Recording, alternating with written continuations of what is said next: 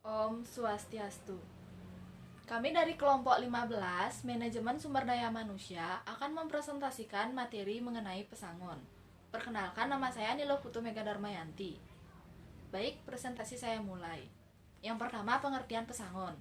Pesangon adalah uang yang diberikan oleh pemberi kerja kepada pegawai dengan nama dan dalam bentuk apapun, sehubungan dengan berakhirnya masa kerja atau terjadi pemutusan hubungan kerja, termasuk uang penghargaan masa kerja dan uang penggantian hak. Kemudian yang kedua, terdapat jenis-jenis pesangon. Nah, di sini jenis-jenis pesangon ada tiga, yaitu yang pertama uang pesangon atau UP.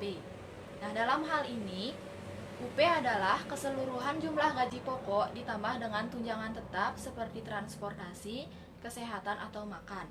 Namun, perlu diketahui bahwa tunjangan tetap pada setiap perusahaan bisa saja berbeda. Kemudian yang kedua, uang penghargaan masa kerja atau UPMK. Nah, upah ini diberikan untuk seseorang yang telah bekerja minimal 3 tahun di sebuah perusahaan memiliki hak untuk menerima penghargaan berupa uang apabila terjadi pemutusan hubungan kerja. Kemudian yang ketiga ada uang penggantian hak atau UPH. Selain dua hal di atas, karyawan yang terkena pemutusan hubungan kerja juga berhak atas uang penggantian hak sebagai pesangon yang harus dibayarkan oleh perusahaan. Uang penggantian ini diatur dalam Undang-Undang Nomor 13 Tahun 2003 tentang Ketenagakerjaan, Pasal 156 Ayat 4 dengan ketentuan yang pertama, cuti tahunan yang belum sempat diambil atau belum gugur. Yang kedua, biaya penggantian perumahan serta pengobatan dan perawatan yang ditetapkan 15% dari jumlah uang pesangon ditambah UPMK. Yang ketiga, biaya transportasi pekerja termasuk keluarga ke tempat di mana ia diterima bekerja. Uang ini biasanya diberikan ketika karyawan ditugaskan ke lain daerah yang cukup jauh dan sulit dijangkau. Perusahaan biasanya memberikan uang ganti transportasi. Yang keempat, hal-hal lain yang ditetapkan dalam perjanjian kerja, peraturan perusahaan, atau perjanjian kerja bersama. Karyawan yang tidak mendapatkan pesangon. Yang pertama, karyawan yang mengundurkan diri secara baik-baik dengan mengikuti prosedur 30 hari sebelum tanggal pengunduran diri. Yang kedua, tidak lulus masa percobaan. Yang ketiga, selesainya PKWT, perjanjian kerja waktu tertentu atau masa kontrak pertama. Apakah pesangon boleh dicicil? Nah, hingga saat ini tidak ada ketentuan peraturan perundang-undangan yang secara tegas membolehkan atau melarang pembayaran pesangon dengan dicicil. Pada dasarnya, pembayaran pesangon disesuaikan dengan kesepakatan antara pengusaha dan pekerja. Apakah disepakati untuk dicicil atau tidak? Dan tentu saja sesuai dengan kebiasaan yang terjadi di Indonesia, bahwa umumnya pembayaran uang pesangon pekerja pabrik atau swasta umumnya adalah secara tunai, dan umumnya uang pesangon sering dipakai sebagai modal seorang pekerja untuk melakukan suatu usaha untuk menyambung hidup setelah di PHK atau pensiun. Maka ini harus menjadi bahan pertimbangan dalam perundingan agar pembayaran uang pesangon tersebut dalam dilakukan secara tunai.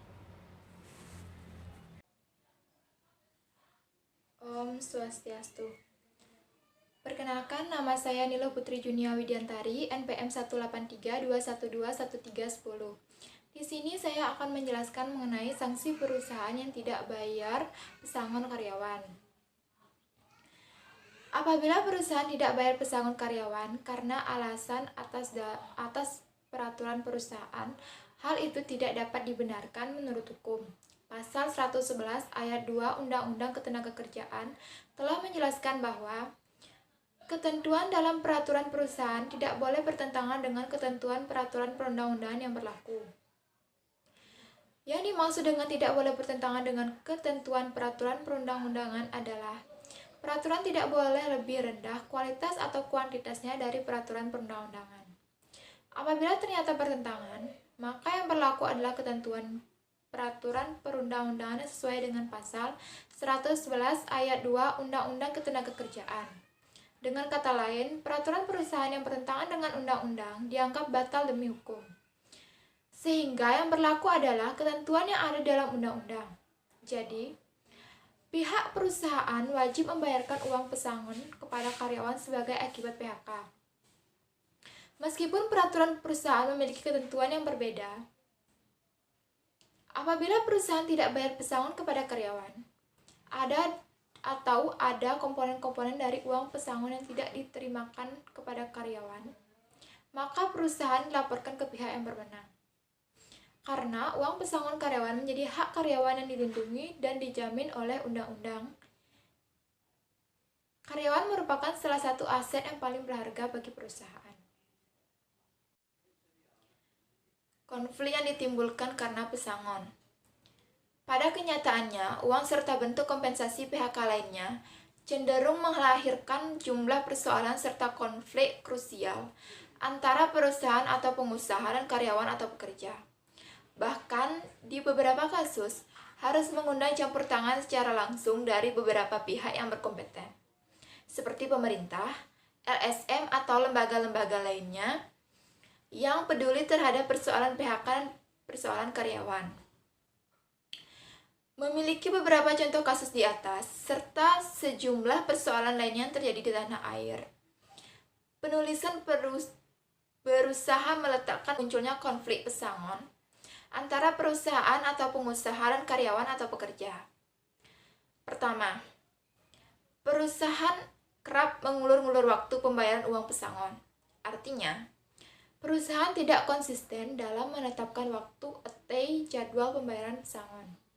Jadwal yang sudah ditentukan perusahaan justru dilanggar oleh perusahaan sendiri.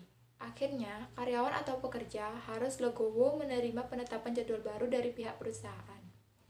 Meski sebelumnya harus berseteru akibat perusahaan tidak menepati jadwal yang telah ditetapkan, indikasi atau akar masalah yang satu ini biasanya terjadi pada kasus PHK massal, yang mengharuskan pihak perusahaan mengeluarkan biaya besar untuk membayar uang pesangon.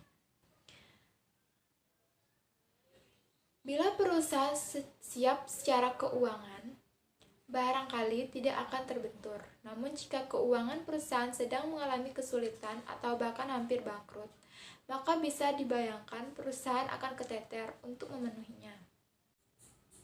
Kedua, perusahaan ditengarai menekan jumlah uang pesangon karyawan atau pekerja. Pada sejumlah kasus PHK, poin kedua ini memang sering ditemui karyawan atau pekerja jelas tidak terima. Karena manajemen perusahaan pengusaha telah menyunat alias menekan jumlah uang pesangon yang seharusnya mereka terima. Padahal sebelumnya sudah ada ketentuan atau perjanjian bersama terkait mengatur jumlah atau besarnya uang pesangon. Baik itu berakibat pada peraturan atau kebijakan pemerintah UU KK nomor 13 tahun 2003 atau keputusan Menteri Kerja RI nomor Kep 150/Men/2000 dan sebagainya. Peraturan perusahaan maupun kerja bersama. Dengan demikian, muncul konflik bahkan perselisihan hebat antar karyawan atau pekerja dengan perusahaan atau pengusaha. Bagaimana tidak? Kita bisa membayangkan jika karyawan atau pekerja yang seharusnya dibantu secara materi melalui program uang pesangon karena mengalami PHK, justru ditelikungi oleh pihak perusahaan sendiri. Karyawan atau pekerja manapun pasti tidak terima jika diperlakukan demikian. Apa yang sudah menjadi haknya justru tidak diberikan sepenuhnya. Sekian, terima kasih. Om Santi.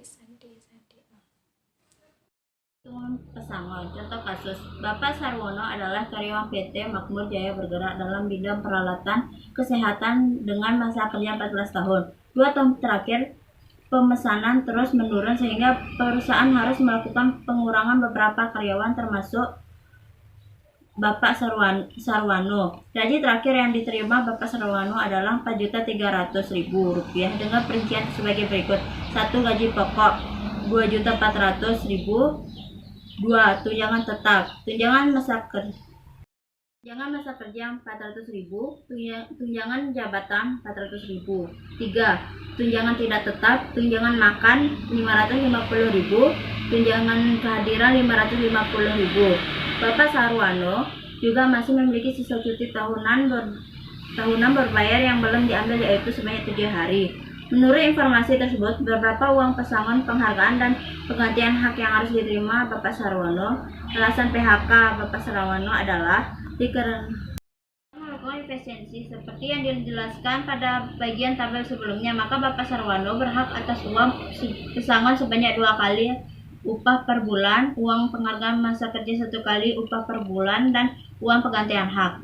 Total uang pesangon yang diterima Bapak Sarwono untuk masa kerja 14 tahun adalah uang pesangon 2 kali pasal 156 ayat 2 sama dengan 2 kali 9 bulan sama dengan 18 bulan. Uang penghargaan masa kerja 1 kali pasal 156 ayat 3 sama dengan 1 kali 5 bulan sama dengan 5 bulan. Uang penggantian hak 15% plus sisa cuti 7 hari sebelum diambil. Ketentuan untuk menghitung pesangon adalah upah pokok ditambah tunjangan tetap.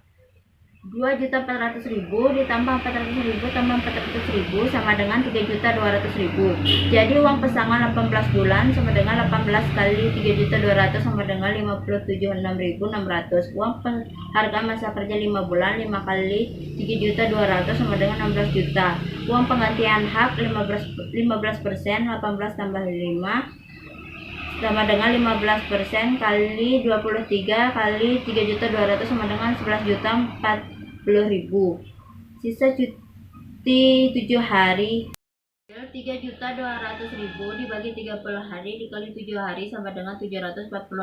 Maka total uang pesangon yang diterima oleh Bapak Sarwono adalah A tambah B tambah C tambah sisa cuti 57.600.600 ditambah 16 juta ditambah 11.040.000 ditambah 746.600 sama dengan 85.386.600. Jadi kesimpulan pesangon adalah uang yang diberikan oleh pemberi kerja kepada pegawai dengan nama dan dalam bentuk apapun sehubungan dan berakhirnya masa kerja atau terjadi pemutusan hubungan kerja, termasuk uang penghargaan masa kerja dan uang kewajiban untuk membayar pesangon kepada karyawan-karyawannya. Sebagai perusahaan yang baik, maka harus bertanggung jawab untuk membayar pesangon kepada karyawan-karyawan sesuai dengan kasus dialami. Sedangkan sebagai karyawan, perjuangan hak yang harus disepakati dan atas pengabdian bekerja di perusahaan terkait.